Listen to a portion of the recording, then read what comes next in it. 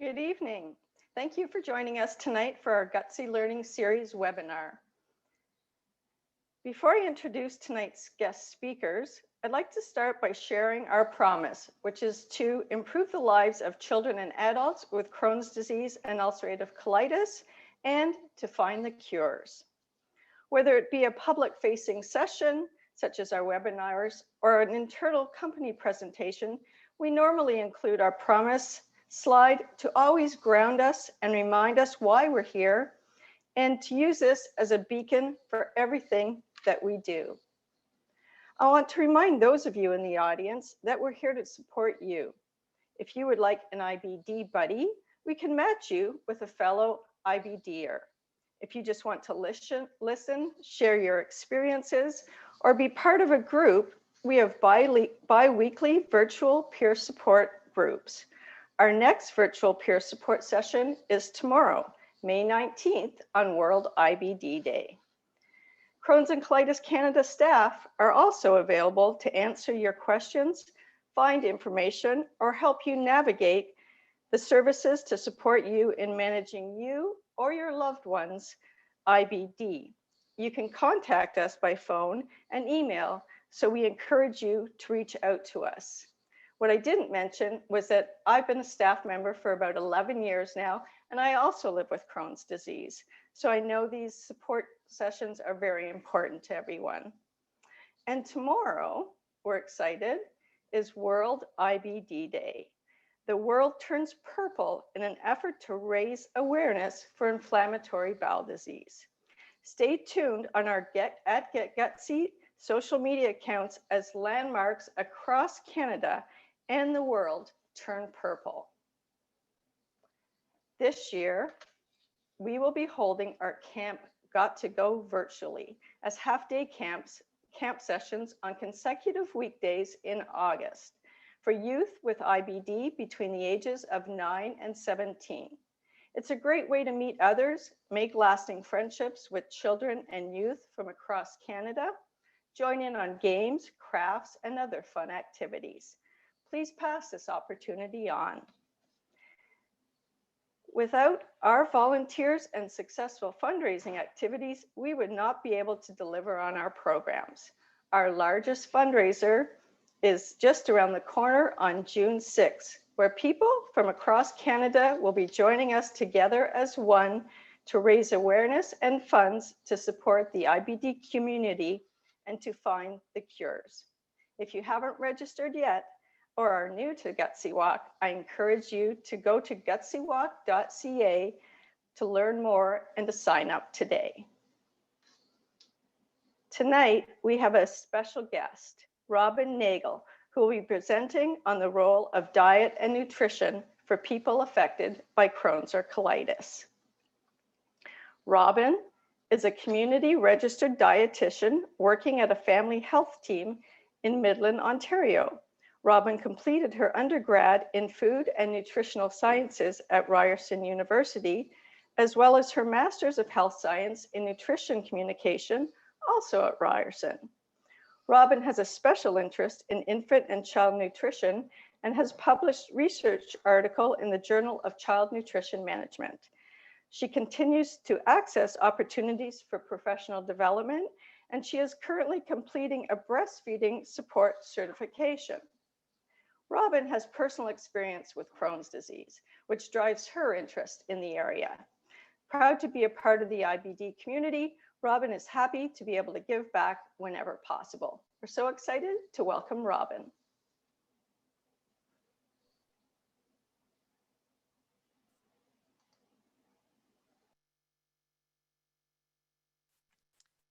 Hi, everybody. My name is Robyn. I'm so excited to be here with you tonight. Thank you so much, Sherry, for that wonderful introduction. I might be a little biased, but I always say individuals living with IBD tend to be so intelligent and resilient and always really interested in doing whatever they can to learn more, to be the best advocate for themselves. And so I'm really honored to be here today, and I hope that this information is helpful.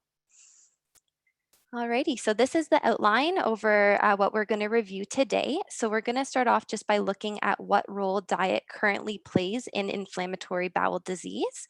And then we're going to go over some specific oral therapeutic diets. So we're going to have a look at the specific carbohydrate diet, IBD diet, low FODMAP diet, gluten-free diet, the Paleolithic diet, the autoimmune protocol diet, the Crohn's disease exclusion diet, Mediterranean diet. We're going to briefly touch on enteral nutrition as well as supplements. And then I'm going to wrap up with looking at the current diet recommendations as well as briefly reviewing some of the symptom management diets that we have. And then at the end, we'll have our question and answer period where I hope to be able to answer some of the questions that you've already submitted, which look amazing. And again, any questions that may come up today in the presentation. So you do already know a little bit about me. I have been working as a registered dietitian for 4.5 years now, and I did my schooling at Ryerson. I was diagnosed myself with moderate to severe Crohn's disease 11 years ago, so I do have a lot of empathy for those who are living with IBD, and I really hope that my talk today can be helpful for all of you, whether you live with IBD yourself or you support someone living with IBD. Alrighty, so looking at the role that diet plays in IBD helps us to understand how we may be able to influence the disease through diet. So the cause remains unclear. However, we do know that there are three pillars that play a role, and these include the genetics, the intestinal microbiome, as well as environmental factors. So in terms of genetics, we know that genetic analyses from various regions across the world have identified more than 200 genetic variations associated with the development of Crohn's and colitis. In terms of the intestinal and gut microbiome, this is referring to the community of microorganisms, which includes bacteria, fungi, and viruses that live in the environment of the intestine. So we do often see that this intestinal microbiome is a little bit out of balance in individuals with IBD, but because individuals with IBD are often studied after the disease has manifested, it's a little bit hard for us to determine if this is a potential cause of the disease or if this is an effect of the disease.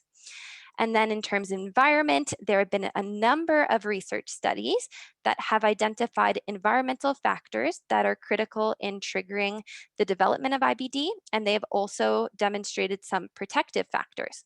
So some of the risk factors include smoking and non-steroidal anti-inflammatory drug use, whereas some of the protective factors include an anti-inflammatory diet or having been breastfed.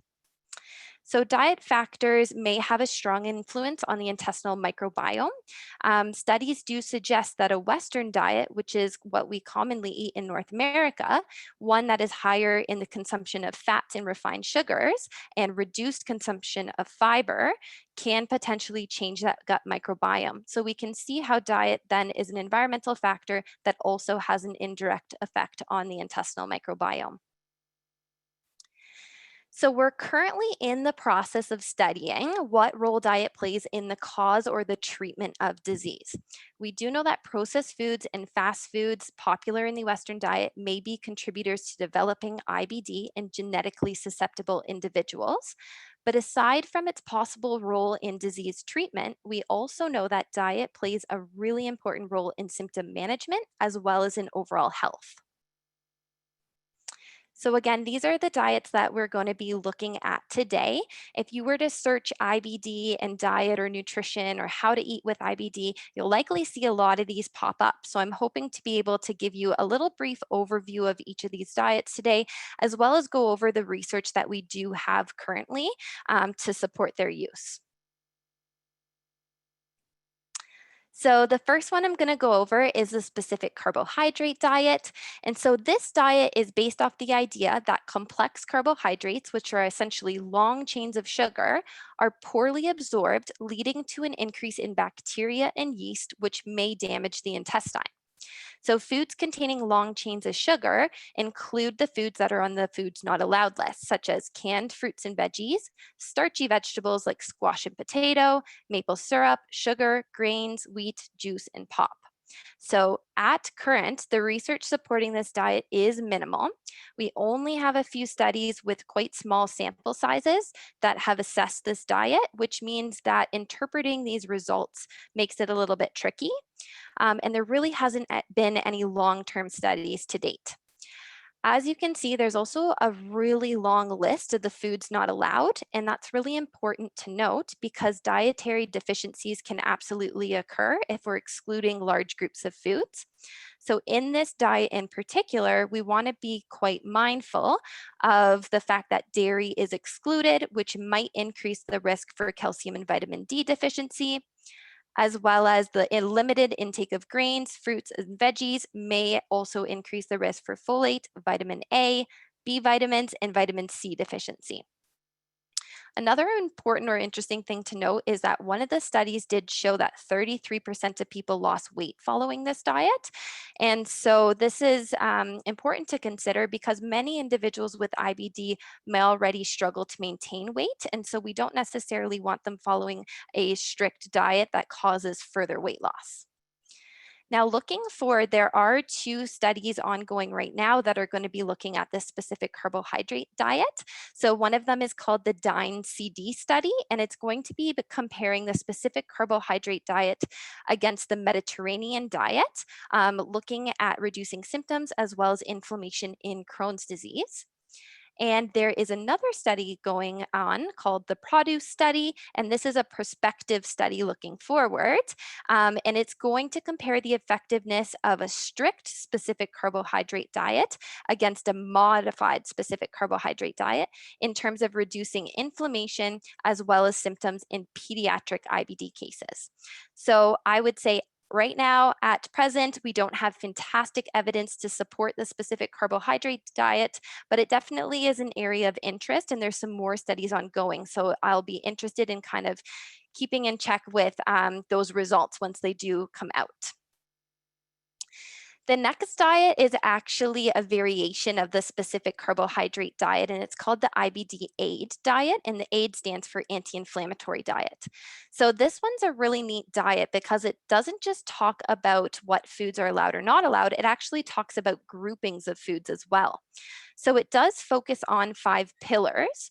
And so the first pillar is on probiotic rich foods. So it does encourage that we consume probiotic rich foods regularly. So for example, foods such as yogurt, kefir, kimchi, miso, and fermented veggies like sauerkraut. The next pillar is prebiotic foods, and these are essentially foods that are going to help feed the probiotics. I'm going to be reviewing this in a few slides. And so these prebiotic foods, are oats, bananas, and ground flax seeds are a few examples. It does also talk about the avoidance of the foods on the foods not allowed list. So again, these are things like lactose, wheat, refined sugar, and processed foods. And it does incorporate aspects of good nutrition. So just kind of what we know about general healthy diet, encouraging lean proteins and some healthy fats. And then lastly, it talks about texture, which I think is really neat because texture is not something that is discussed too often in diets. But essentially this diet talks about maybe having blenderized or very soft foods when your symptoms are acting up, when you're in a flare, and then potentially being able to tolerate the regular texture of foods as you progress towards remission. So right now, this diet is still lacking high quality studies. The effectiveness and the mechanism behind it is unknown. So that's why it makes recommending it really difficult for healthcare providers. We also don't know the long-term effects. Again, as long as there's a few foods on the foods not allowed list, there is always a risk for a deficiency, which we need to be mindful of. There was a case series done of 11 adult patients with IBD, and they followed this diet for 4 weeks. And so the results showed that all of them were able to stop at least one of their medications, and they all felt that they experienced a reduction in their symptoms. But at present, we don't have any other data, especially any data on actual inflammatory markers or microbiome modifications. And again, it's just important to note that the 11 adults isn't a very large population study. So again, definitely hoping to have more studies done in this diet moving forward in order for it to be recommended. So the next diet I'm going to talk about is the low FODMAP diet. And so this has gained a lot of popularity recently in its use for IBS, which I know all of you are familiar with, irritable bowel syndrome, and how it differs from IBD, inflammatory bowel disease. So FODMAP is actually an acronym, and I'll apologize ahead of time to the translator because it's a complicated word in English, so I'm sure it's not much easier in French, but it stands for fermentable oligosaccharides, disaccharides, monosaccharides, and polyols. But essentially, what FODMAPs are poorly absorbed molecules in the small intestine, which become rapidly fermented by bacteria. And they feel that this process can lead to abdominal pain, bloating, flatulence, and diarrhea. So, a meta analysis, which is essentially a collection of studies, showed that adherence to the low FODMAP diet compared to those following a Western diet, it did result in the improvement of symptoms related to IBS and IBD, in addition to a significant reduction in symptom severity, as well as improvement in quality of life scores. So we feel that IBD patients may be treated for their IBS like symptoms by following a low FODMAP approach, but right now little is known concerning how this diet might actually impact the underlying inflammation. It's also really important to note that the low FODMAP diet is only meant to be a short-term diet, typically followed for about 6 to 8 weeks, where you eat only low FODMAP foods and avoid the high FODMAP foods. And then after that period, you're supposed to reintroduce foods based on specific FODMAP groups that they belong to. And the hope is that we identify certain groupings of foods that might cause more symptoms over another, so that you don't have to follow this restrictive diet moving forward for the long term. That's where connecting with a dietitian might be really helpful, because they could absolutely provide you some advice on, again, how to reintroduce these foods properly, just to make sure that we have our best look at maybe identifying certain FODMAP triggers if that was something you're interested in exploring. The next diet I'm going to be talking about is the gluten-free diet. So this diet is commonly known to be the treatment for celiac disease, but it is also used in individuals with the gluten sensitivity. It's unclear at the moment how this diet impacts IBD. Gluten-free diet, it does involve low FODMAP consumption. So we're unsure, is it the consumption of low FODMAP foods or the actual avoidance of the gluten that may result in symptom improvement in people? Again, by following the gluten-free diet, you may be at risk for deficiency in dietary fiber. And fiber plays a really important role in our colon health, which we're going to be talking about. So if we don't unnecessarily need to avoid it, we don't want to. Um, Another thing that's important to mention is sometimes certain fibers are actually, again, known to have an anti-inflammatory effect. And so if you do find that you feel better following a gluten-free diet, connecting with a dietitian may help, just in terms of identifying maybe some fiber-rich sources that are also gluten-free, because there's definitely some of those foods that exist. Alrighty, so the next diet I'm going to be reviewing is the Paleolithic diet. And so this diet is based on a theory that humans cannot properly digest foods that came along with farming practices 10,000 years ago. These foods include things like grains, dairy, and legumes. So many foods fall within the foods not allowed list, which means there is a high risk for deficiencies. So the foods not allowed list doesn't look too long, but they're really large groupings of foods, as you can see. And so that's something that we definitely want to be cautious about. At present, there's no clinical data on the effect of the paleo diet on the management and prevention of IBD. And again, we know certain grain-based fibers that are typically excluded on this diet can actually show that they've demonstrated some therapeutic benefits for patients with ulcerative colitis. So again, I'd say at present, this is not a diet that we would be recommending you start practicing with, just because there's not good research to support its use. The next diet I wanted to discuss is the autoimmune protocol diet. And so this is actually an extension of the paleo, and it's, believe it or not, even more restrictive. So it's the same foods not allowed list, except they've taken a few of the foods allowed. to the foods not allowed list, including nightshade vegetables, which are eggplants, peppers, tomatoes, and potatoes, as well as nuts. So again, high risk for deficiency following this diet. Right now, we only have small, poor quality studies completed and just no high quality research at this point to support its use. Alrighty, so next we are going to be talking about the Mediterranean diet. This diet was developed based on the traditional foods of the Mediterranean, particularly Italy and Greece. And although it's called the Mediterranean diet, it is more of a lifestyle pattern of eating.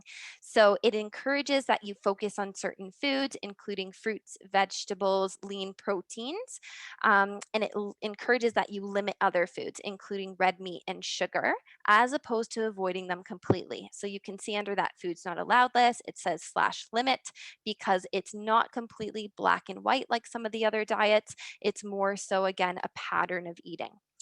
So studies are being conducted currently to determine the impact of the Mediterranean diet on active disease. But what we do know about the Mediterranean diet is that it's very good for overall health and it is appropriate for patients in remission. And we also know that the Mediterranean diet varies from the typical Western diet in that it is really high in omega 3s, which are anti inflammatory fats, and it is high in fiber. It does allow for a large variety of foods that can be consumed. And we find that adherence to this diet has been correlated to a decrease in inflammatory markers. Another really nice thing about the Mediterranean diet, again, is the fact that it's not black and white. It does allow for some flexibility. And this is really important when we're assessing someone's diet because we know the more flexibility means the diet's more likely to be realistic, to be followed long term, and therefore sustainable. So that's something that you can always look for when you are researching these diets online.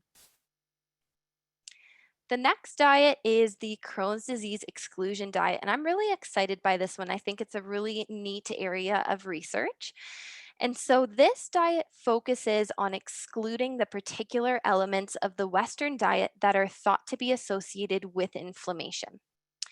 And so the diet is split into two phases. The first one is induction, and the second one is maintenance. And it combines whole foods with liquid or enteral nutrition. So once you're in the maintenance phase, it does allow for more flexibility, including free meals and snacks. And developing the foods allowed and the foods not allowed list for this one was actually a little bit challenging because there is more and more variety allowed, just depending on what week in the diet you are. So it starts off a little bit more strict, and then as you get towards the maintenance phase and as you've been on it for longer, it allows for more foods.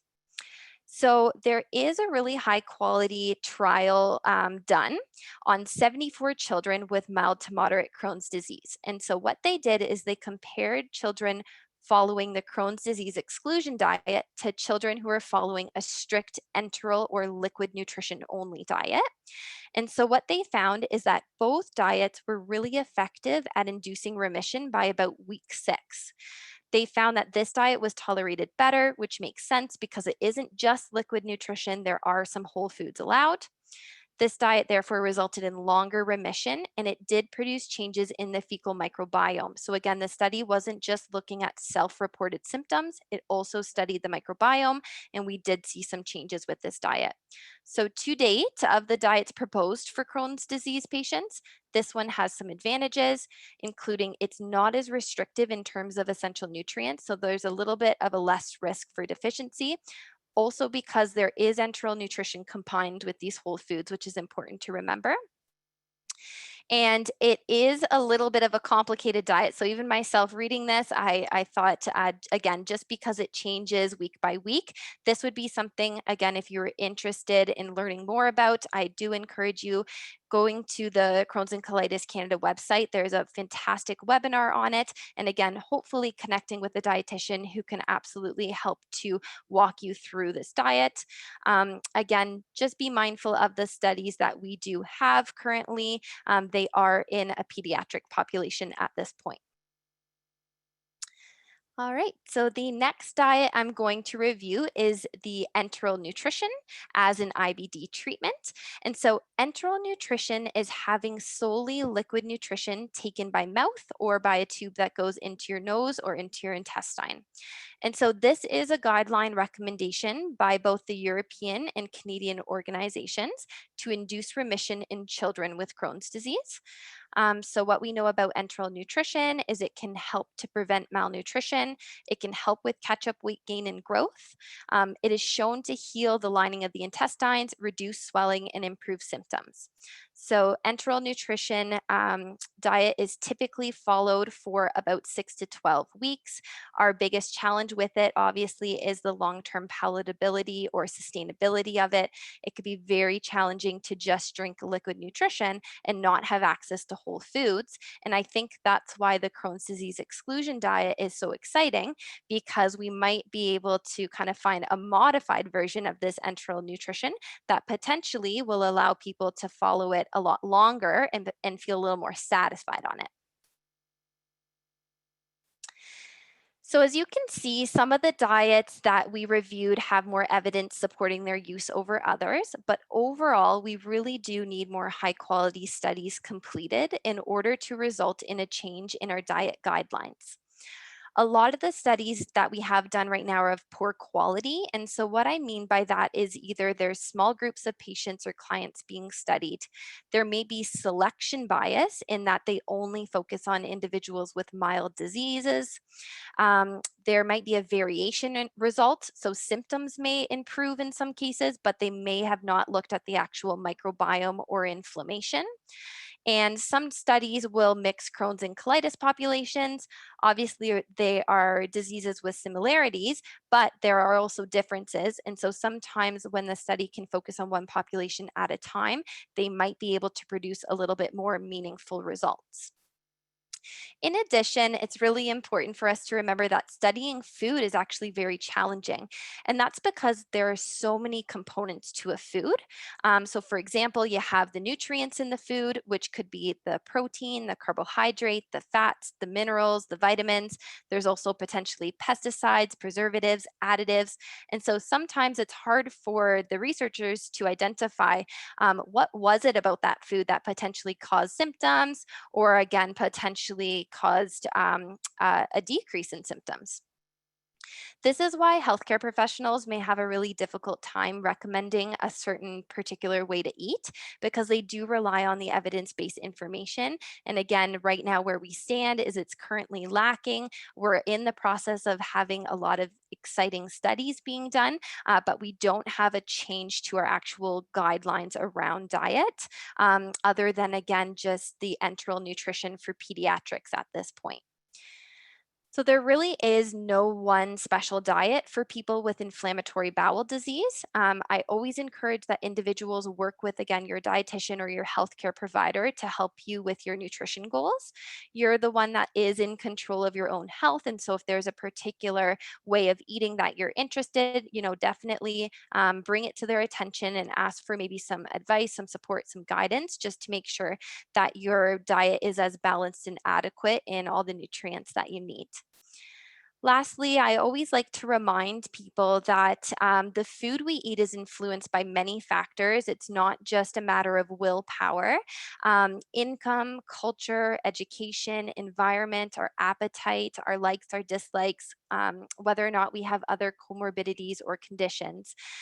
Therefore, following a particular diet, especially a black or white one, can be really challenging. And so I always encourage people not to take on guilt for their disease.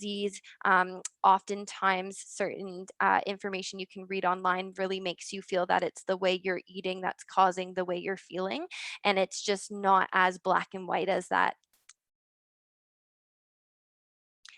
So, I briefly wanted to touch on supplements. Supplements are often encouraged to Crohn's and colitis patients if they have a nutritional deficiency or if they're at risk for developing a deficiency due to either poor appetite, severe symptoms, repeated surgeries, or again, if they're following a particular diet where maybe a certain food group is excluded.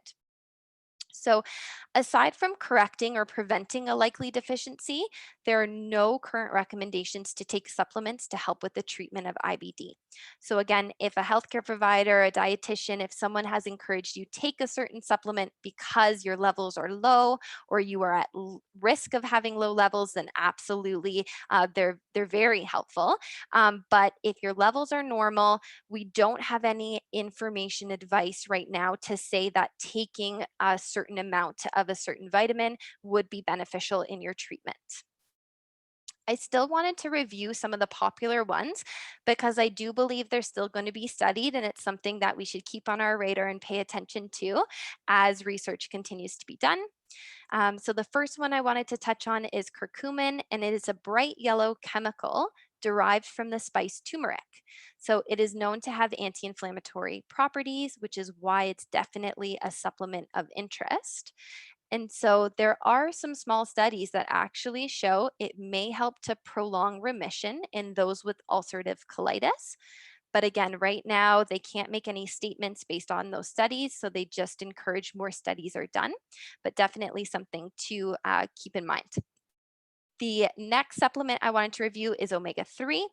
So, omega 3 is an anti inflammatory fat, and intake can be achieved by eating fish, omega 3 fortified eggs, ground flaxseed, and walnuts. If you don't eat these foods, then a supplement may actually help meet just that general requirement across the population. But there's no data right now to support that supplementing with omega 3 beyond the normal recommended intake. And then lastly, vitamin D. It's a fat soluble vitamin and it plays a role in bone function as well as immune function. Sorry, bone health and immune function. And so many Canadians may have low vitamin D just because we don't get as many hours in the sun. But it is something that can actually be tested in blood work. And if you have Crohn's or colitis, you often get this testing done for free. It is covered, whereas some other individuals may actually have to pay for it. So if your level is low or if you're avoiding certain foods, then absolutely you may benefit again from a vitamin D supplement, but there are no guidelines to supplement with large amounts of vitamin D when your levels are in normal range. Two other supplements I wanted to briefly touch on are prebiotics and probiotics, and I know they're brought up really frequently with clients that I work with. So prebiotics are fibers that help to feed the bacteria in our colon. So by eating prebiotic foods, we may be able to increase the number of probiotics in our gut. Certain prebiotic foods include things like bananas, legumes, which are beans, chickpeas, lentils, whole grains, garlic, and onion. Right now, we need more studies in order to determine the effects of having prebiotics in an actual supplement form. Probiotics are live microorganisms found in your gut, and it is estimated that there are around 100 trillion bacteria in the gut microbiome, which is fascinating and also speaks to kind of the complexity of that gut microbiome. There are many probiotic rich foods that can be incorporated as part of a healthy diet, including yogurt, kefir, and sauerkraut. But right now, we need more studies to be done to determine the effect of probiotic supplements. If you are taking a probiotic supplement, I always encourage just review it with a dietitian or your healthcare provider if you can. There are various strains of probiotics. And so if you are spending your money on a supplement, we want to make sure you're choosing the right strain that's meant for the colon, whereas there may be other strains that would work in, say, the urinary tract. So we do want to make sure that you are picking the right strains and that potentially you have some guidance around picking a brand. Where it stands right now is we don't feel that there is a high chance of them being harmful. We're just unsure of what level of helpful they can be. So again, hopefully more studies in this area as well moving forward. And Crohn's and Colitis Canada does have lots of great research and webinars, videos on prebiotics and probiotics under their diet section as well. So at present, there's no specific nutrition regimen that is effective for all Crohn's disease and ulcerative colitis patients. We need those high quality studies to be done. I would say the areas of interest right now remain the Mediterranean diet, the Crohn's disease exclusion diet, and the specific carbohydrate diet are the ones that seem to be the most popular and the most where the funding for the research is going right now. When it's possible, we do encourage that you just follow a general healthy diet, one that does contain fiber, is low in processed foods. We know whether or not this influences disease. We do know it's beneficial for overall health. And again, working with a dietitian may help you to identify specific trigger foods as well as increase variety. We're always encouraging that people increase variety of foods because that means there's a greater chance that you're getting a whole range of vitamins, minerals, and nutrients. There are some specific disease states that may require altered diets. And again, sometimes these are still just short term diets, and other times you might need to follow them a little bit longer. So, some of these disease states that may require altering diets include strictures, which is again a narrowing in your intestine. If you have a new ostomy, if you have ileus or a slow moving bowel, if you're pre or post surgery. So again, just some things to definitely take into account. I do mention a healthy diet a lot, and so I just wanted to briefly review some components of a general healthy diet. And this is an extensive list by any means. There's lots of other foods out there that could definitely fit into a healthy diet, but this is essentially what we're pulling from the Canada's Food Guide and the Mediterranean diet mixed together.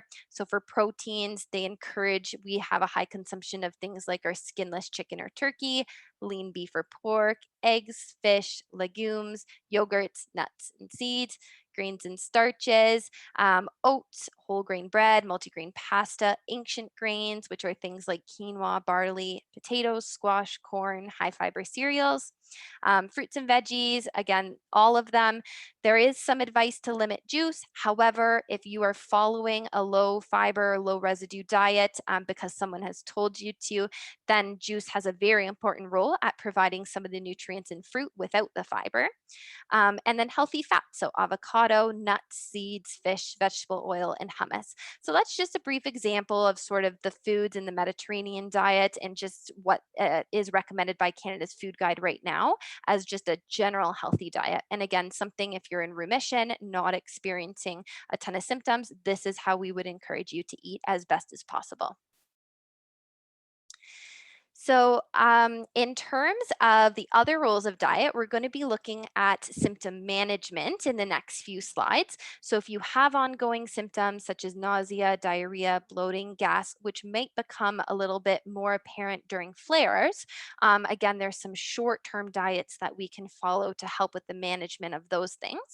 And then again, maintaining overall health. So, again, working with the dietitian just to optimize your intake can really help to make sure that you're meeting your vitamin and mineral requirements. We want to make sure that you can manage fluid and electrolyte loss, especially if you're having a lot of frequent loose stools or if you have a high output ostomy. We want to ensure that you can prevent weight loss and malnourishment, promote recovery, especially post surgery, as well as protecting bone mass, which could be especially a concern if we're on corticosteroids like our good old prednisone. So, to help with common symptoms, a temporary diet that's either low in fiber or low residue, low fat, potentially avoiding gas producing foods or lactose free diet may be used. Again, they're often meant to be short term. We do encourage you get back to as wide variety as a diet possible when you do feel well. So, a low fiber, low residue diet is typically recommended for individuals who have a narrowing or a stricture, those with an ostomy, or after bowel surgery. It's less commonly recommended for other disease states at present. So, in the past, there was a lot of recommendation to do low fiber or low residue just when you were potentially having a lot of diarrhea or a lot of frequent loose stools. that is less commonly advice right now. Sometimes it can absolutely work for individuals to, again, modify or be mindful of their fiber, but we might not have to limit it as much as previously recommended. So fiber, it is a part of plant foods that the body can't digest. And so it's found in foods such as fruits, vegetables, whole grains, nuts, seeds, and legumes. And residue is actually the coarse particles or bulk that adds to the stool. So all foods contribute some residue. It's just that some foods contribute a little bit more. So when we compare a low fiber to a low residue diet, a low residue diet is actually a little bit more strict. So it actually encompasses more foods because there may be some foods that are actually not too high in fiber that still contribute a lot of residue. And an example might be something like corn. It still has fiber. It just doesn't have as much fiber as you would think, given the fact that it's undigested or it's digested so poorly. And so again, this is just meant to be a short-term diet. Individuals may also modify the fiber they consume or maybe be selective towards the types of fiber that they consume without having to remove it completely. And so the next symptom management diet I want to briefly review is limiting certain fats. And so high fat foods, especially kind of our greasier foods, they have the potential to increase diarrhea. So those are foods that anyways in a general healthy diet would be recommended that we decrease. However, we don't want to follow a super low fat diet if we don't have to for a long term, because there is a role for our healthy fats, which are also known as unsaturated fats, especially those omega-3s, which we know are anti-inflammatory in nature. So again, those unsaturated fats, which are found in our fish, our ground nuts and seeds and vegetable oils, we don't want to eliminate them if we don't have to. And it may even be that we just focus on small portions at a time. I get a lot of questions around gas producing foods. So if you are someone who experiences a lot of gas or bloating, sometimes you may benefit by decreasing your intake of certain foods. So some of our gas producing vegetables include our cruciferous vegetables. So these are foods like our broccoli, our cauliflower, cabbage, Brussels sprouts, as well as legumes. And legumes are beans, chickpeas, or lentils. So there are just some other vegetables that don't produce as much gas, and these include carrots, green beans, tomatoes, lettuce, or squash. We also know that by limiting or decreasing our intake of carbonated beverages, that may be able to help reduce gas or bloating, as well as just being mindful if we chew gum a lot of the time, if we use a straw, or if we like to talk a lot while we're eating. All these different behaviors can actually introduce more air into our system. And sometimes it's just a little simple trick of just trying to be mindful of those things. It might help with some of the gas and bloating. And the last symptom management diet I wanted to briefly discuss is the lactose-free diet. So lactose is a sugar in milk, and it requires a special enzyme in order to be broken down called lactase. And so there are some people who are lactose intolerant all the time, whether they're in remission and healthy or in a flare. Either way, they find they need to consume a lactose-free products or again, avoid dairy. There's other individuals who may only become lactose intolerant when they're in a flare. So your gut can actually be a little bit sometimes selective when it's not feeling well, and it may just not digest that lactose as well. And so if you are in a flare and you're feeling unwell, a nice, simple, easy thing to do is to choose lactose-free products. This diet is relatively easy to follow and relatively safe because there are such a wide range of lactose-free foods available, and they often offer the same nutrition as the regular version of that product. So we'd say that's generally safe to do over a period of time and always something to try if you haven't tried yet. If you want, again, further direction, just speaking with a healthcare provider or a dietitian, they can always help you with that. Alrighty, so I think that's the end of my slide here. I have some references, so if you're wondering about any of those research articles, I just encourage you to go to my references and have a look there. And I think we're going to get into the question and answer period.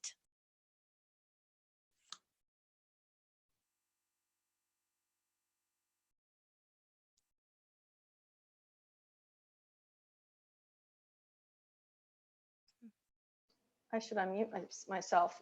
Thank you so much, Robyn. No That was problem. fantastic, Thank you. and some really great information.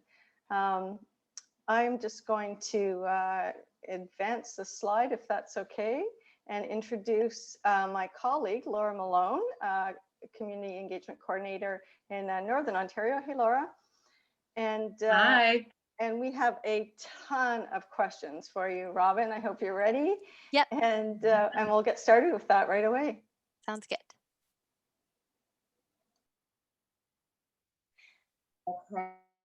Okay, so our first question, if everyone can see it on the screen, I'll read it out loud. Is there a specific type of diet that can be used as a replacement to conventional therapies such as immunosuppressant, steroid, or biologic biosimilar medications?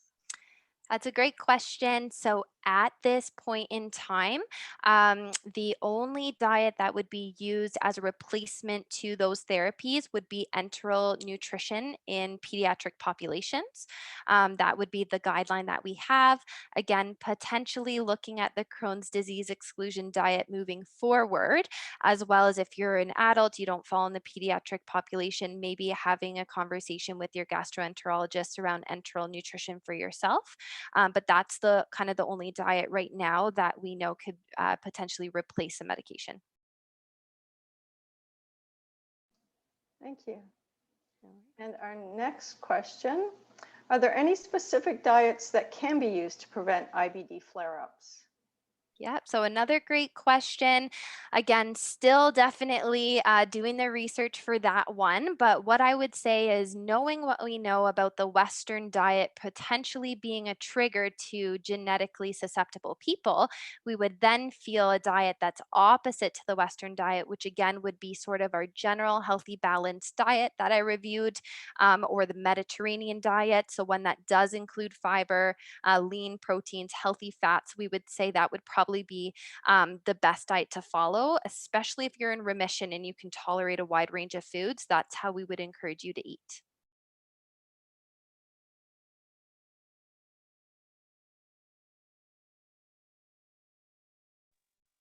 Okay, next.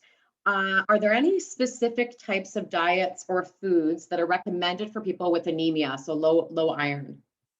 Yep. So another great question. Low iron can absolutely be common in Crohn's and colitis, just depending on, if we have nutrient losses from our disease activity, or again, if we kind of have a poor intake. So what I typically would encourage is that you just include an iron-rich food at each meal or snack if possible. There are two types of iron. There's heme iron, which is animal-based. So this would be our meats, our fish, our eggs. And then there is also non-heme, which is plant-based iron. And that includes things like beans, chickpeas, lentils, maybe our fortified grains. So some cereals and pastas might have some iron added to it, as well as tofu. And so our non-heme iron isn't absorbed quite the same as heme is, but what you can do to help is actually pair the plant sources of iron with vitamin C. So something like citrus fruit, strawberries, broccoli, some peppers, and that can actually help the absorption a little bit. And so sometimes by increasing or just focusing on having an iron-rich food with each meal or snack, you may be able to help your intake. Also, certain nutrition supplements will have iron in it, which could be helpful as well. And another thing with iron is we do want to separate it from calcium a little bit if possible. So calcium and iron always interact, and they compete with one another for absorption. So that's something too, that I encourage. If you have a nice iron-rich meal, we do want to avoid drinking a glass of milk or something like that until a few hours later. Great, thanks, Robyn. No problem. And our next question, are there any specific diets or foods that promote hair growth? So, looking at our overall calorie and protein intake would probably be the most important, just to make sure that, again, we're not in unintentionally losing weight, because that absolutely could potentially result in some hair loss. So aside from, ensuring that our calorie intake is good, our protein is good, we're able to maintain our weight, then we might look at certain vitamins. And so in this case, we might be looking at our B vitamins, something like zinc, as well as iron. And so some of these vitamins you can have the doctor test in your blood work, and some are a little more tricky to test. But again, that might be where, if you're able to connect with a dietitian and they're able to do a bit of a food recall with you, they might be able to identify certain areas in your diet where you might be low for certain nutrients, and then provide some advice based on that.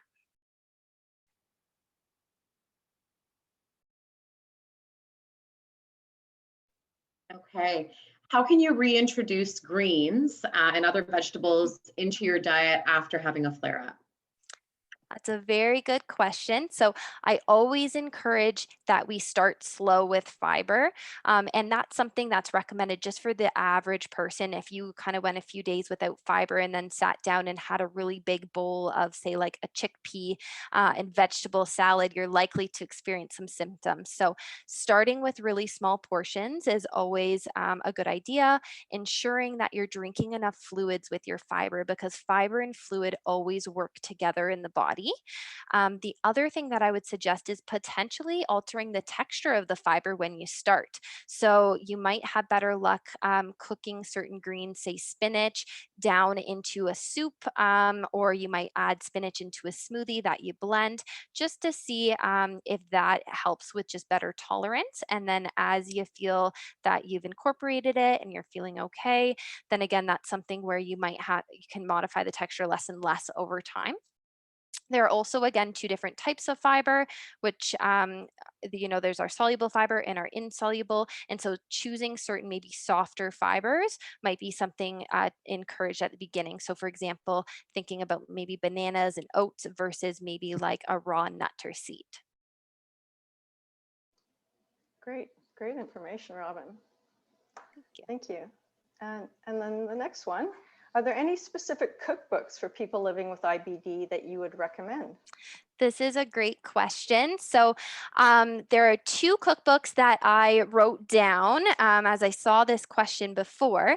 So, the first one is called the Crohn's and Colitis Diet Guide. And this is Hilary Steinhardt and Julie Sipo. And they did a second version of it in 2014. So it still is a little bit old, but that's their second version. The first one came out a long while ago. And there's another book called The Crohn's Disease Cookbook, 100 Recipes and 2 Weeks of Meal Plans to Relieve Symptoms. And that is written by a dietitian named Amanda Foote.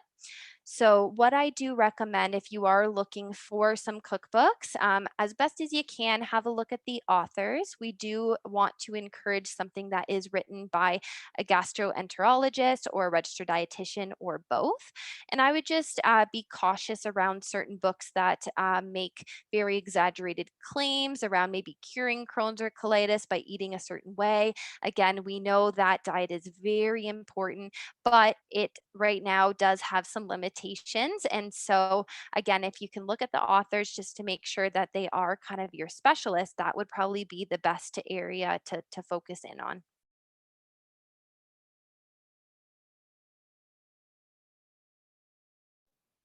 Okay.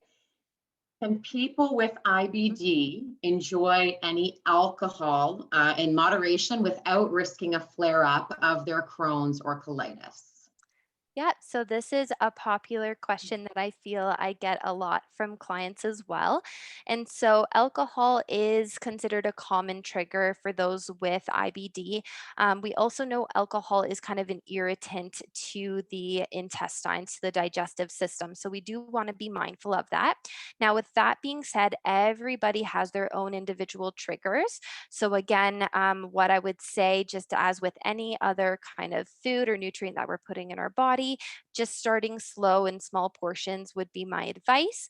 I always encourage people also to look if they're mixing their alcohol with something. If you're mixing it maybe with a diet pop or even with a regular pop, it could potentially be the sweetener or again the added sugar that may cause additional symptoms, as well as maybe if you are having a drink and you're maybe a little more relaxed and eating certain foods. Sometimes foods that may accompany alcohol may be triggers in themselves as well. So just kind of looking at the situation, knowing that everybody's individual, but just starting with small portions to see how you feel, maybe trying with or without food to see if that makes a difference in your symptoms. Thanks, Robyn. No problem.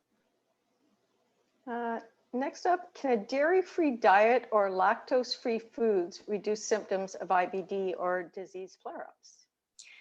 So the lactose-free diet absolutely can help to reduce symptoms that you may experience in a flare. So if you are having, again, that gas, that bloating, flatulence, loose stools, following a lactose-free diet may help, just depending kind of on your own individual self. So that's something, like I said, relatively easy and low risk to try.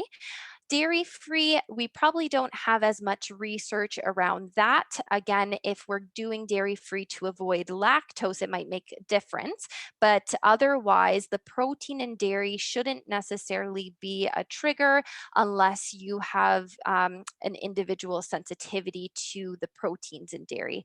So I'd say it's probably more the lactose or the sugar in the milk that we'd want to be mindful of.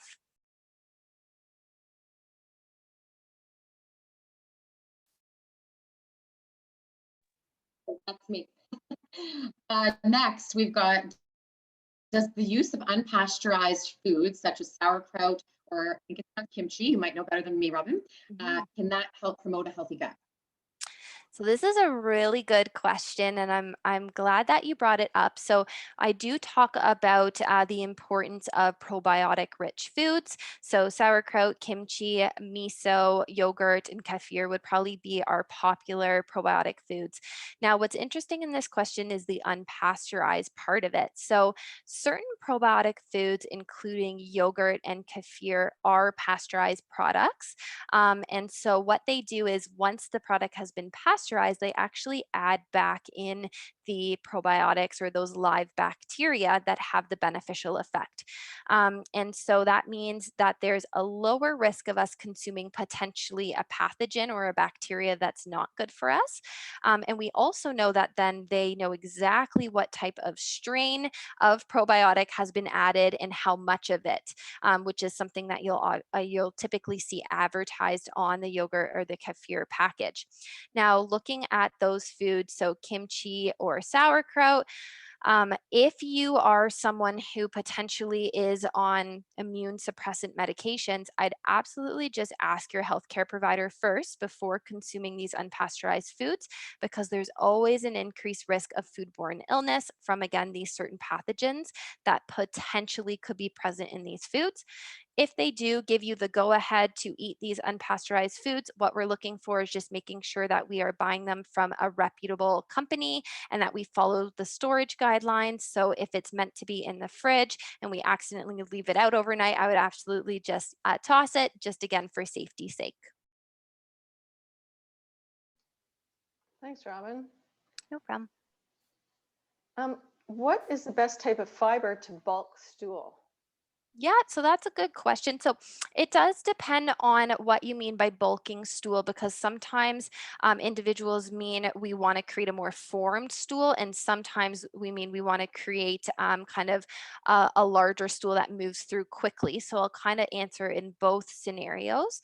And so to actually bulk stool or essentially create a larger stool that moves through our system faster, we're actually looking at insoluble fiber. So insoluble fiber is found in foods like our wheat bran, our whole grains, nuts, beans, vegetables, cauliflower, potatoes, kind of our raw, more crunchy vegetables, if that makes sense. And then there's soluble fiber. So soluble fiber works a little bit differently. It kind of mixes with water to create more of like a gel-like substance. And so what that does is it creates more of a form stool.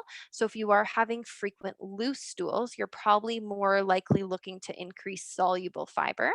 And that also has a beneficial effect just on us helping to feel full a little bit longer. So helping with satiety, it's called, as well as balancing out blood sugar levels. And so that type of fiber is typically found in kind of more of our softer fiber rich foods. So things like oats, some beans, as well as psyllium seed husk or ground flaxseed. And psyllium seed husk is Metamucil. So that would be the brand name of that. So that's more of our soluble fiber that creates more of a form stool that moves through a bit slower. So hopefully that answered your question.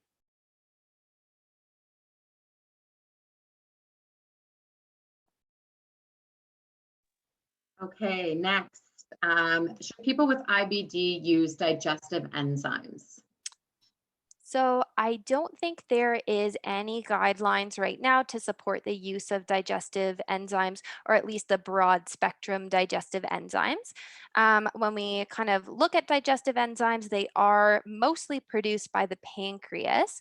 And so unless we have an issue that's impacting our pancreas, we should probably have proper levels of digestive enzymes on board. And if we don't, this is actually something that the doctor should be able to test for in blood work. And if that's the case, there are actually certain high power digestive enzymes that could be prescribed as opposed to the over the shelf ones. Now, there are some specific digestive enzymes, for example, lactase, which some people use for lactose products. So that would be like your lactate pill. And so that could absolutely potentially help if you want to have an ice cream, or maybe you're having pizza that has a lot of cheese on it. You might be able to take a lactate pill and it might just decrease your symptoms related to that lactose intolerance. And another enzyme that I see some people use is BINO. And so that is called alpha galactosodase. And so it helps to break down sort of that fancy carbohydrate that's in certain beans, chickpeas, and lentils. But as with kind of any supplement, I do always encourage you run it by your doctor first or your pharmacist, just to make sure that they approve you using it just based on knowing your personal health history, as well as making sure it doesn't interact with any medications that you are taking. Awesome, thanks. Sure. And next, great question. Is it safe to be a vegetarian or vegan if you're living with Crohn's or colitis? Yeah, so that's a really good question. So, absolutely, you could be a vegetarian, we'd say, with a little bit of planning, kind of informing yourself on just some information on making sure what nutrients we need to be careful of. For example, iron.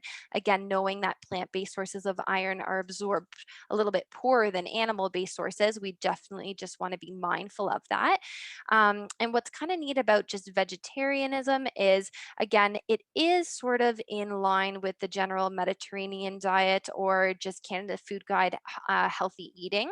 It's a little more strict, but again, a lot of the same principles. Now, when we look at a vegan diet is a little more strict. So I could say you can absolutely still be healthy following a vegan diet, but it is likely that you need to do a lot of research, read a lot of info, and do a lot of planning, ideally working again with a dietitian, just to make sure that you have all your nutrient bases covered. And it is quite likely that you'll need to be consuming fortified products and sometimes supplements as well to meet the needs that you might not be able to get from the foods that you select.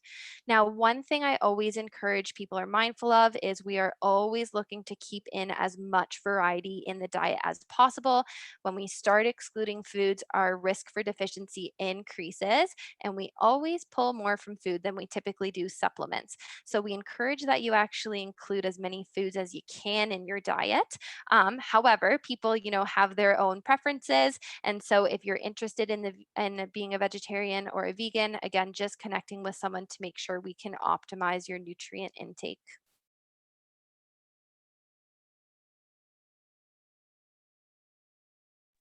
Okay, next up. Has there been any research into therapeutic benefits? Oh, something similar of following a vegan or a vegetarian diet in managing inflammation related to Crohn's or colitis? So it's a good question for sure.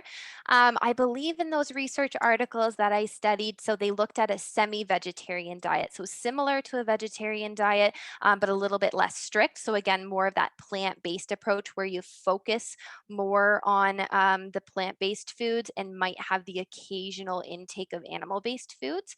And so their result was, again, just not enough high quality study to make a statement on that.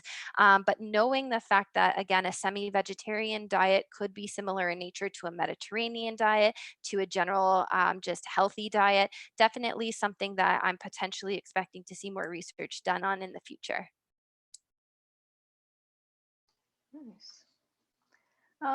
Do you have any tips for identifying trigger foods? That's a tricky question. Again, I've had Crohn's for 11 years and I think I'm still doing this. And I think I got it figured out. And then sometimes I'm like, never mind, I don't have it figured out anymore. So I do think it can also change. But what I would say is probably keeping a food and symptom journal is really helpful, just so that if you do have a flare in symptoms, you can kind of look back and see, what did I eat that maybe was different? What did I eat that was the same? It might give you a bit of a picture. It also could be something really helpful that you bring into your gastroenterologist or, again, dietitian or just healthcare team when you're meeting with them, because they might also kind of bring a new perspective to that. Crohn's and Colitis Canada has My Gut app, and it's a wonderful tool that you can use to also track, again, some symptoms. And that might be a little bit more user friendly now than having a pen and paper out. Other than that, again, looking at the Crohn's and Colitis website section, diet and nutrition, they do list a ton of the common trigger foods that people with IBD report. And so that might just give you an area to focus in on so that you have a starting point. Again, everyone is individualized, but at least you can kind of see what are some things that commonly, trigger other people, and then start with that and then see how it goes from there. And again, if you can connect with a dietitian, I would always recommend that.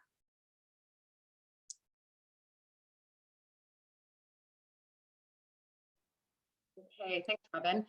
Next, we have what foods in particular can help reduce diarrhea? That's great. So, if you are not on a low fiber or a low residue diet, I do always encourage trying soluble fiber. Again, this is our soft fiber found in things like oats and our psyllium seed husk and our ground flaxseed. The reason why I encourage it, again, its main role is to mix kind of with water to help create a formed stool that moves slower throughout the system. And so that's always, a starting place that I think is worth it. And we, again, know that soluble fiber has wonderful health benefits. So if you can tolerate it, then it's great to include anyways, even if, you don't find a major difference in your symptoms. There's some other foods that we call maybe binding foods, or foods that just help to reduce, again, frequent output or even high ostomy outputs. And these are typically our starchy, low fiber foods. So things like rice, potato, pasta, bread, as well as some lean protein foods. So chicken, cheese, yogurt. Those would be common, just binding foods that kind of help to just slow potentially the transport of food throughout the system. Thank you. Okay. Does nutritional health change during active disease versus a flare-up? Yeah, absolutely. So if we're in an active disease, there's a number of things going on.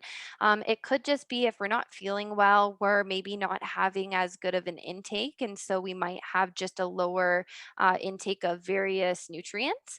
And then during active disease, we might also have greater losses, right? If we're going to the bathroom frequently, if we're experiencing bleeding, we are likely to potentially lose fluids, electrolytes, nutrients through that as well.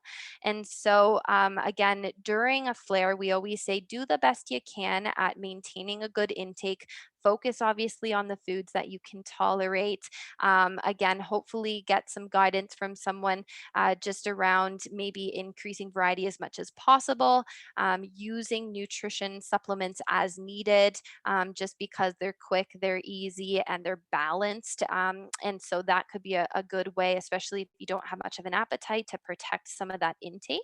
And then we know, during just our remission phase, we tend to just be able to eat a little bit better and absorb a little bit more from those foods. And so we generally just have a little bit of better nutrition intake during remission.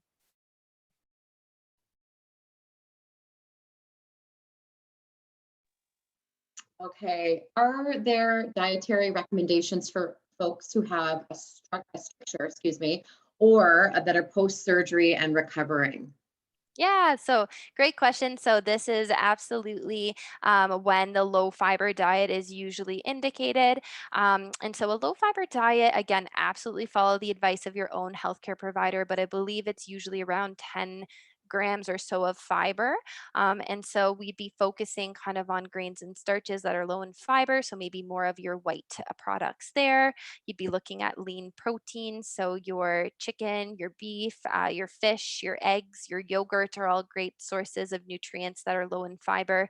You might make use of juice, which is essentially you're still going to get some of the vitamins and minerals from either fruits or vegetables minus the fiber. And then again, some healthy fats. So again, consuming vegetable oil, maybe fish, as kind of just making sure you're getting some of those omega-3s without the fiber-rich sources of healthy fats. So I'd say that's probably the best recommendation that I have for the low fiber diet. And just asking your healthcare provider how long you potentially need to follow the diet. Again, sometimes just post-surgery and recovering, it could be a few weeks. And then again, you can gradually increase fiber. For a stricture, it might just be if you're really inflamed, it might be until the inflammation calms down, and then you might be able to tolerate more fiber, or it might be that you are getting it surgically repaired. And if that's the case, then it's likely just following the low fiber diet until you have the repair done. Thanks, Robyn. No problem. We've got a few more coming up here. Do you have recommendations for vitamin or supplement use in people with stricture or short gut syndrome to assist with low absorption of nutrients from solid foods and drink? So good question. Absolutely. So more so, not necessarily the stricture. The stricture, again, you're likely following a little bit of a low fiber diet. There's not much we can do about that. Again, hopefully it is short term so that eventually we might be able to slowly increase our fiber. There's fiber supplements, but if we're following a low fiber diet, we don't necessarily want to have those. That's again where you might make use of some fruits or vegetable juices if you tolerate them well, or absolutely any nutrition supplement drink. Again, they have great vitamins, minerals in them. Some even have a little bit of fiber that might be tolerated a bit better. And so I'd make use of that. For short bowel or short gut syndrome, it's very likely that probably we need some supplements. I'd say it's a little bit more individualized just based on what area of your intestine and how much has been removed. So again, something just to check in with your doctor with. And then again, making use potentially of our liquid nutrition. If you find you're having difficulty just getting enough in from foods and other drinks, the liquid nutrition might be able to just kind of top up your intake a little bit.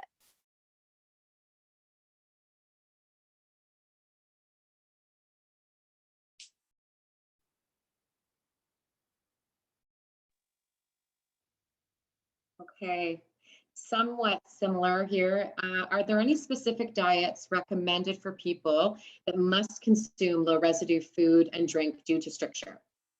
So just the diet, again, that short term, hopefully diet that is low fiber, low residue.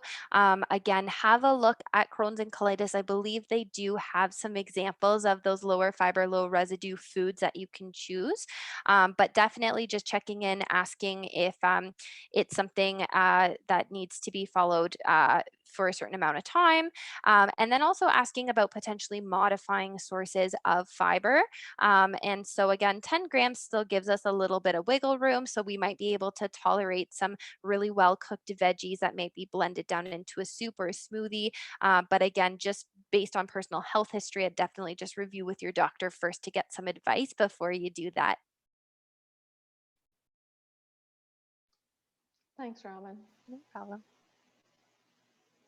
Do you have any recommendations on talking with an IBD specialist or primary healthcare provider that does not believe diet is associated with IBD?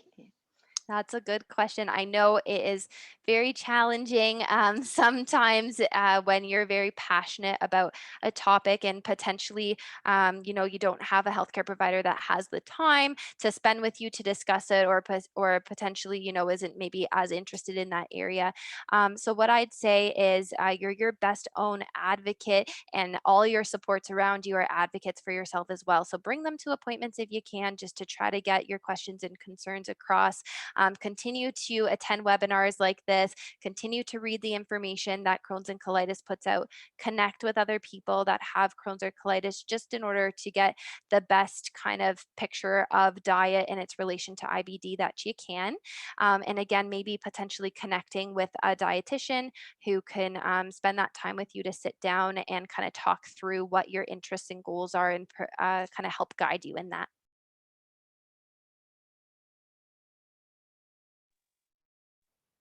Segue, Robyn, into this next question.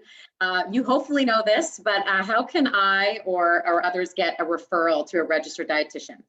Yeah, so it's a good question. So there are some dietitians who work in private practice. And so what that typically means is you kind of scope them out yourself, and it's a self-referral. And so oftentimes you can use benefits to cover the cost of them. So if you or your parents have benefits that you're under, you can usually put that towards a visit. Now, there are also dietitians that work in community health centers or in hospitals, and their services are entirely free. And so typically you need to get a referral from a doctor for that. So I'd be looking at any community family health teams, community healthcare clinics, or again, asking your gastroenterologist for a referral. If you did want to look at a private practice dietitian, the best way to do it is to go to Dietitians of Canada. They have a tab that says find a dietitian. You just type in where you are and a list of them will pop up. Excellent. Next, are there dietary recommendations for people with an ostomy or a J pouch? Great question. So it's going to be really along the same lines as kind of what I've already talked about, just depending on your unique symptoms. Again, with an ostomy, especially if we have an ileostomy and maybe a higher output, we want to be quite mindful of hydration as well as of our electrolytes. So our sodium and potassium, that's where we might rely on some oral rehydration drinks, things like Gastrolyte or maybe a homemade version. J pouch, it really, again, just depends on your own personal symptoms. If you're finding that you are having looser stools, then again, we'd be looking at potentially some of those binding foods that help to slow the movement of food, throughout the intestine.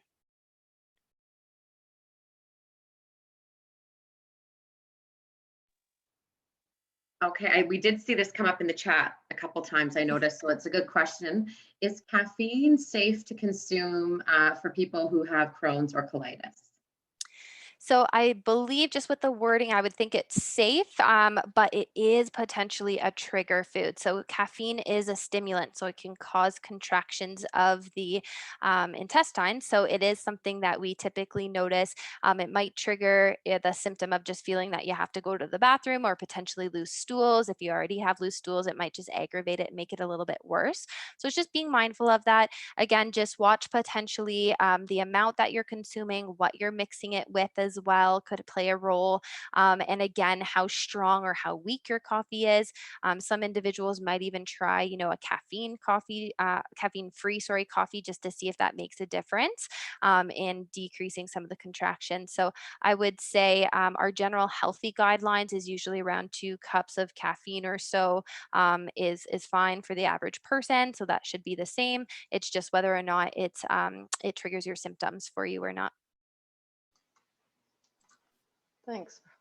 No worries. I'm thinking about my own tea consumption. Good. Do you have any recommendations for formulas to use with feeding tube or enteral nutrition to avoid abdominal bloating and discomfort? So that's a great question. It is something, again, if you have a team that's looking after your care, I would absolutely ask them because they would know their whole range of products and be able to give you some specialist advice there. There is an enteral nutrition product that is made specifically for individuals with IBD called Modulin. Modulen IBD. I believe that's what it's called. So I would look into that. There are even further broken down formulas for enteral nutrition. So if you're still getting certain symptoms on that, they might look at potentially a further broken down formula. And so that's probably what I'd say is just asking your care team kind of about the whole range and potentially looking at Modulin if that's not something you've tried yet.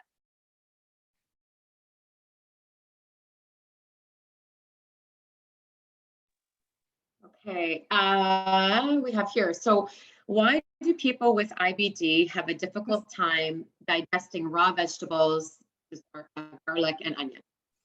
Yep. So those are definitely some common triggers for sure. So vegetables, raw vegetables, again, high in insoluble fiber. And so insoluble fiber, again, is that fiber that essentially creates bulk. And so it increases essentially either our frequency or our volume of stool, might speed up how quickly it goes through our digestive system. And so if we're already having loose, frequent stools, adding maybe some insoluble fiber potentially won't help. It might just make this situation a little bit worse. Garlic and onion would be a FODMAP group, so fructans they're called. And so what we know about that is, again, just poorly digested carbohydrate that potentially is fermented in the colon, where kind of then creating some gas, some bloating, some flatulence, that kind of thing. And so that's probably my best guess, is just the fact that it is a part of that FODMAP group. And it is something that, again, is a common trigger. They're pretty pungent, pretty strong foods.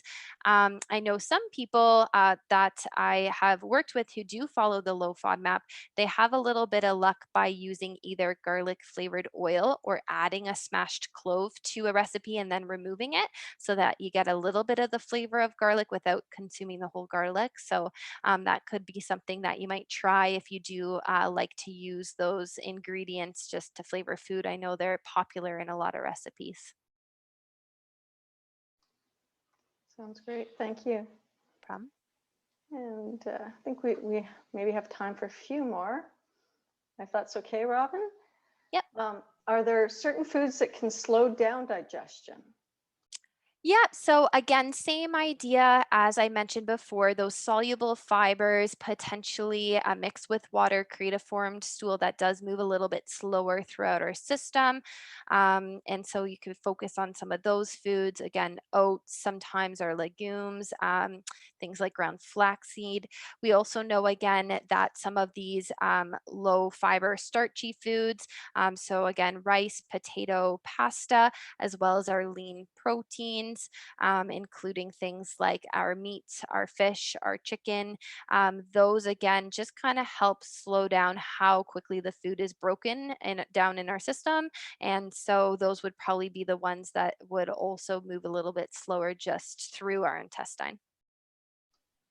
Fantastic. Thank you so much. I'm going to take a question that we had in the chat that was pertaining to recurring perianal fistula. Mm-hmm. And we wanted to suggest Dr. McCurdy's Gutsy Learning presentation from last month on managing fistulas. It was absolutely excellent. And you can find that on our website at crohnsandcolitis.ca /GLS. So for that question, you can go there. And so as I said, we had so many questions. They were all excellent.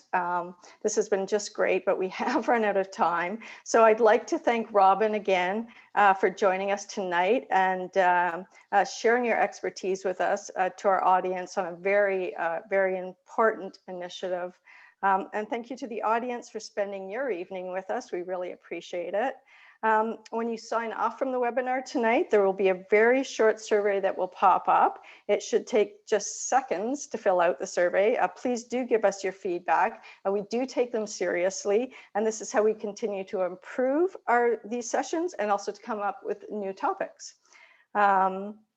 We also want to thank BG Communications, who have been offering free live French translations for our webinars. Like, how awesome is that? Thank you so much for doing that, BG Communications. We really appreciate it, and I'm sure all our listeners do too. So last, I want to mention we are on social media. We're very social at Get Gutsy Canada. If you're not connected already, please follow us. It's a great way to receive our bite-sized updates on Crohn's and colitis and all the great events we have happening. And that's it for us. So we really appreciate it. Have a great night. And thank you again, Robyn. And that's it for us. Thank you. Bye. Thanks, everyone.